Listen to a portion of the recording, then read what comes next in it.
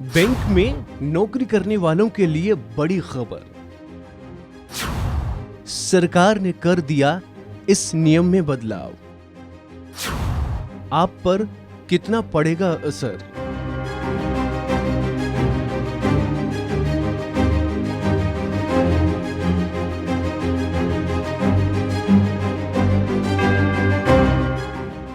भारत सरकार ने सरकारी बैंकों में काम करने वाले कर्मचारियों को बड़ी सौगात दी है।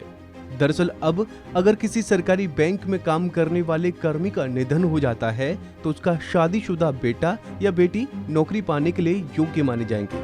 अभी तक पीएसयू बैंकों में काम करने वाला कोई कर्मचारी यदि कलवित हो जाता था तो उनके शादीशुदा बेटे को नौकरी नहीं मिलती थी।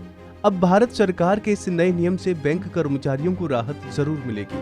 आपको बता दें कि केंद्रीय वित्त मंत्रालय ने इससे जुड़े नियमों में तब्दीली कर आदेश निकाल दिया है। ये आदेश सभी पब्लिक सेक्टर बैंक या सरकारी बैंकों में लागू होगा। गौर हो कि बैंक के यूनियन इस बात का काफी पहले से मांग कर रहे थे कि किसी स्टाफ के निधन होने पर जो अनुकंपा के आधार पर नौकरी मिलती है उसमें परिवर्तन हो। बैंक स्टाफ का निधन होने पर अभी तक सिर्फ अविवाहित बेटे को ही नौकरी मिलती थी। यदि किसी कर्मचारी के बेटे की शादी हो गई हो तो अनुकंपा के आधार पर नौकरी के लिए अयोग्य माने जाते थे। यूनियन ने इसको बदलने की मांग इंडियन बैंक एसोसिएशन के पास की थी। एसोसिएशन के प्रस्ताव पर केंद्रीय वित्त मंत्रालय के डिपार्टमेंट ऑफ फाइनेंशियल सर्विस ने हरी झंडी दिखा दी। पिछले दिनों इस बारे में एक पत्र जारी कर सभी बैंकों को निर्देश भी दे दिया है। आपको जानकारी हो कि इंडियन बैंक एसोसिएशन या आईबीए की ओर से भी इस दिशा में लंबे समय से प्रयास हो रहा था। इसी क्रम में आईबीए ने 20 जून 2022 को बैंकों में अनुकंपा आधार पर विवाहित पुत्रों को भी नौकरी दिए जाने पर अनापत्ति मांगा था।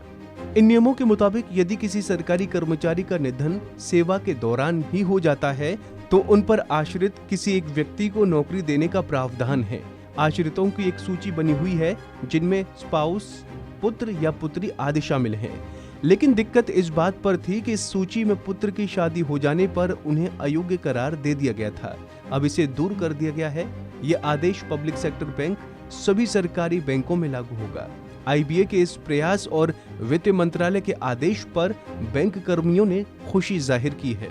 तो ऐसी ही तमाम अपडेट्स के लिए आप बने रहिए वन इंडिया हिंदी के साथ।